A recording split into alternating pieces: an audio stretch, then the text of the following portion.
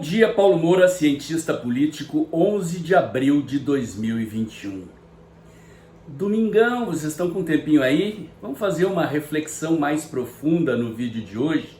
A gente fica aí olhando para os acontecimentos da conjuntura, para as porcarias que a gente vê na imprensa todo dia e às vezes perde o foco de algumas coisas interessantes.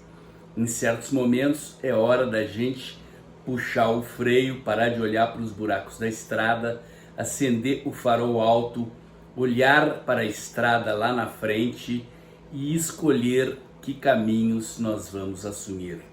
Isto vale para a nossa vida pessoal, vale para o destino das nações. E o destino das nações é resultado daquilo que o povo escolhe, mais precisamente é resultado daquilo que as elites das nações escolhem. Sim, elites. Teoria das elites. Você já ouviu falar disso? Essas teorias foram desenvolvidas pela ciência política contemporânea e partem do pressuposto de que toda a sociedade e toda a organização desenvolve uma liderança especializada. As sociedades não são compostas de indivíduos absolutamente iguais.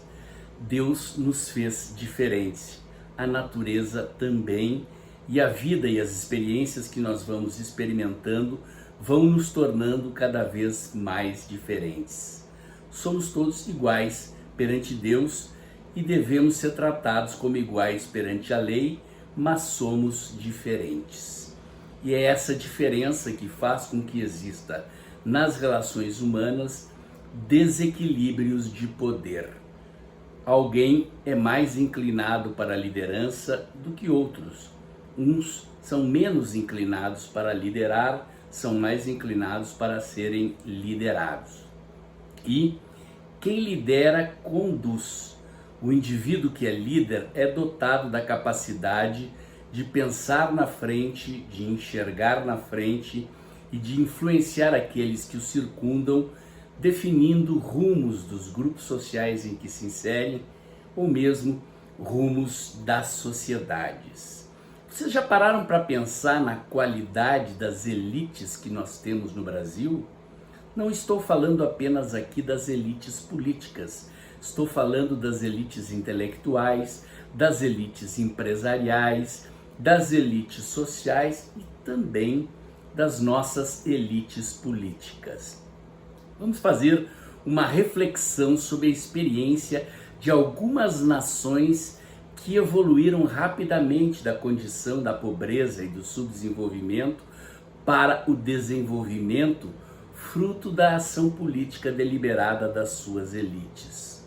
Você sabia, por exemplo, que os Estados Unidos e o Brasil, que foram fundados e descobertos praticamente na mesma época, no mesmo período histórico, têm muitas características em comum: dimensões geográficas enormes, população multirracial, declaração da independência mais ou menos na mesma época, enfim, abundância de recursos naturais.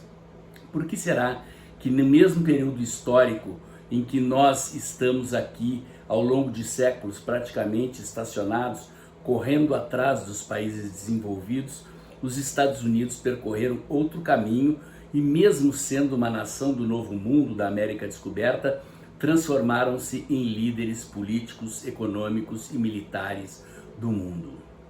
Você sabia que até o final do século XIX o Japão era um país medieval e que uma dinastia dirigente, a dinastia Meiji, do final do século XIX, início do século XX, em cerca de 4 décadas e meia, transformou o Japão na potência econômica e política que ele é hoje?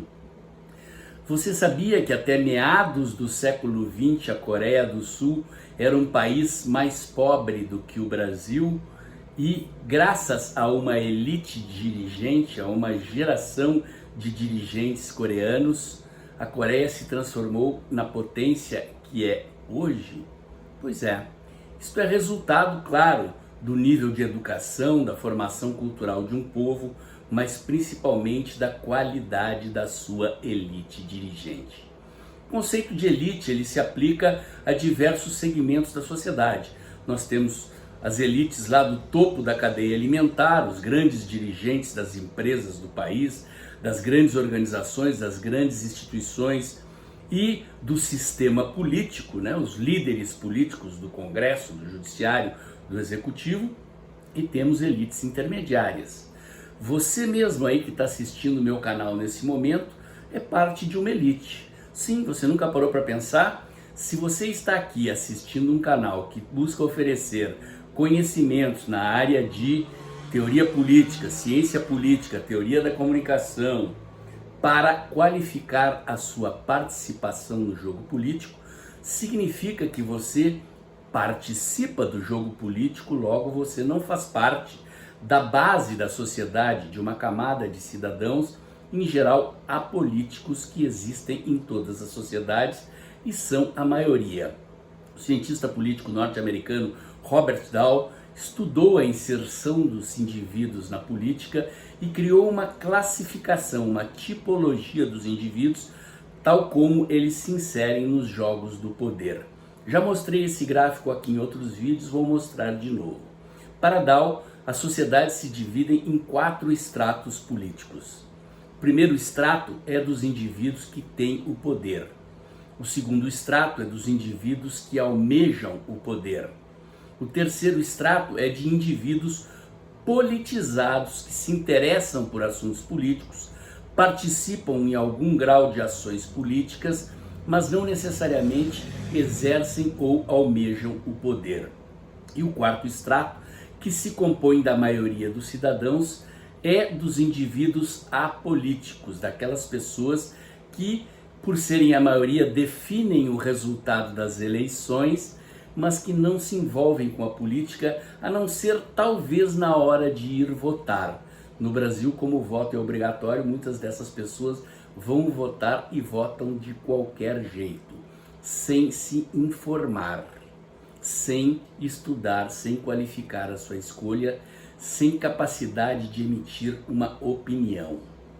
Opinião é diferente de palpite. Opinião é algo que a gente formula através de um raciocínio articulado, considerando premissas, as bases de um argumento que se constrói, toma forma e verte em palavras ditas ou escritas, expressando um raciocínio complexo.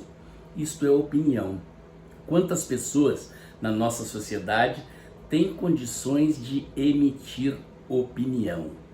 Pois é, você aí que se envolveu na política de 2013, 2015 para cá, já parou para pensar que você é parte da elite política brasileira? Portanto, você, muito embora talvez seja influenciado e liderado por líderes do nosso sistema político, por líderes do nosso sistema empresarial e social, também é líder nos seus círculos de relacionamento social, também é líder aí no seu grupo de WhatsApp, no seu grupo familiar, nos seus grupos de relacionamento e convívio social, na comunidade religiosa, no clube e assim por diante. E a opinião que você emite influencia pessoas. Vou lhe perguntar: quantos livros sobre filosofia, política, economia, história, literatura você já leu? Quando você observa a política brasileira e debate aí no seu grupo de WhatsApp ou em reuniões de ativistas políticos dos movimentos que você participa aí na base da sociedade, quais são os fundamentos das suas opiniões? Você emite opinião ou dá palpite? Pois é, gente. Os rumos da sociedade são definidos pela qualidade da sua cidadania. Sociedades da confiança são sociedades com alto nível de capital social, sociedades nas quais os indivíduos confiam uns nos outros e que expressam uma alta qualidade das elites sociais, elites capazes de dar rumo às nações, de tirarem nações do atraso e colocarem-nas no rumo do desenvolvimento, do progresso e da prosperidade. O Brasil carece de elites qualificadas. O que temos aí, o que vemos no nosso sistema político, é uma elite extremamente fraca, desqualificada, sem estudo, sem qualificações morais e que move-se muito mais pelos interesses pessoais do que por objetivos nacionais maiores. Para dar o salto de desenvolvimento que os Estados Unidos deram depois da sua descoberta e da declaração da sua independência, para dar o salto que o Japão deu na virada do século XIX para o século XX, ou que a Coreia do Sul deu em meados do século XX, precisamos de elites políticas qualificadas. Precisamos, portanto, todos nós que somos ativistas conservadores da direita, estudar, nos prepararmos, nos qualificarmos, nos organizarmos para assumirmos a direção política deste país. Estamos na infância da política, talvez na adolescência da política. Praticamos política de forma desorganizada. Temos alguns líderes intelectuais interessantes, temos. O professor Olavo de Carvalho, por exemplo, formou aí uma geração de estudantes qualificados, criou uma obra filosófica bem fundamentada, sólida, mas quantas pessoas leram a obra de Olavo de Carvalho? Ampliando esse leque bibliográfico, quantas pessoas conhecem a história do Brasil pregressa e a história do Brasil recente? Muitas vezes, quando eu faço aqui algumas retrospectivas históricas das décadas imediatamente anteriores, eu me surpreendo com as pessoas dizendo que não sabiam daquilo que eu estava falando. Pois é, gente, onde será que vamos chegar sem estudar, sem nos organizarmos, sem definirmos aonde queremos chegar? Não basta participar, não basta estar em grupos de WhatsApp, não basta ficar lacrando na internet, postando comentários aqui ou ali. Sim, isto é importante. Os países mudam com a participação dos seus cidadãos na política. Com os seus cidadãos, quanto mais qualificados e educados, melhor, participam do jogo do poder, tornam-se elite ou pressionam, fazem pressão sobre a elite política desqualificada que nós temos aí.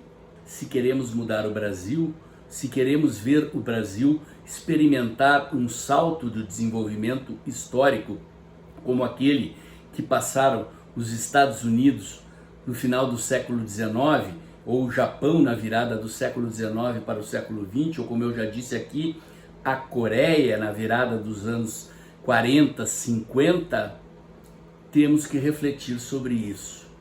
Repito, o cenário não é desesperador. Se você está aqui me ouvindo, você já faz parte de uma parcela da sociedade que está buscando conhecimento. Mas o conhecimento que se pode transmitir em vídeos do YouTube é muito superficial.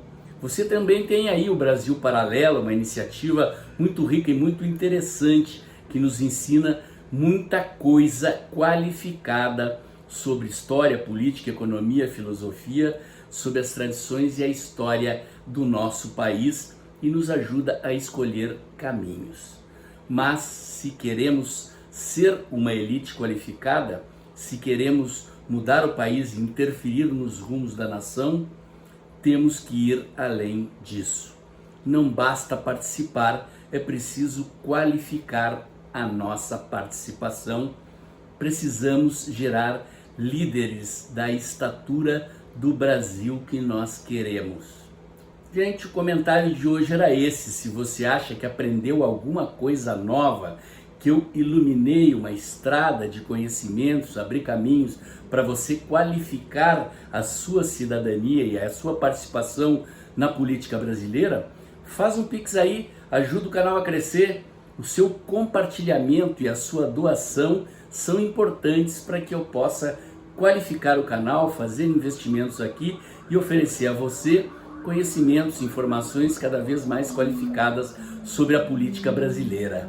O comentário de hoje era esse. Se você gostou, curte, comenta, compartilha, bota o dedãozinho lá, aperta o sininho para o YouTube avisar você quando tem vídeo novo no canal, inscreva-se no meu canal do YouTube Inscreva-se também no meu canal do Telegram, o Dextra by Paulo Moura, onde eu publico diariamente notícias e análises do meu site, o dextra.jora.br, e logo cedinho da manhã os links dos vídeos que eu posto aqui no canal.